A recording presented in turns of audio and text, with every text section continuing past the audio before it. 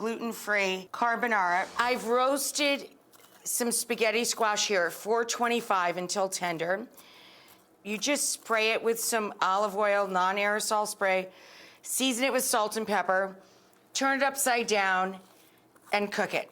And then you shred it, and it looks like vermicelli. Now we've taken the hot liquid, vegetable stock is what I used, and we warmed it. Why do we do that?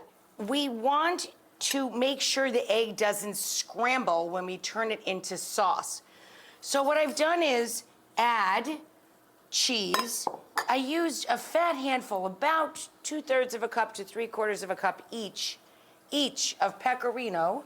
That's grated sheep's milk cheese, which is very tangy and very salty, and about the same amount of Parmigiano Reggiano, and that's the king of all cheeses, and it's very nutty, and it's made with cow's milk.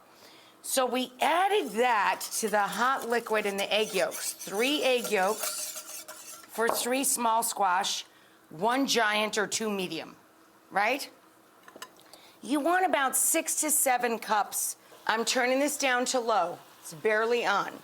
We added white wine to the browned pancetta or guanciale. So what do we have to add now? Our pasta. Our pasta is not pasta, our pasta is squash. So here's the tempered egg with the vegetable stock that's warm. And the whole reason we temper the egg is to make sure this doesn't scramble. We're going to make completely gluten-free carbonara by mixing pecorino and Parmigiano, 3/4 of a cup of each, with the 3 egg yolks that were tempered with the vegetable stock, all together with the guanciale. Like, how great does that look, right? Save a tiny bit of your parsley for garnish. So we can take this glorious hot mess of gluten-free carbonara, right? And we can just serve it in a beautiful platter, and we will. Or if you're using little squash, when you shell them, save the shell, and look what happens here.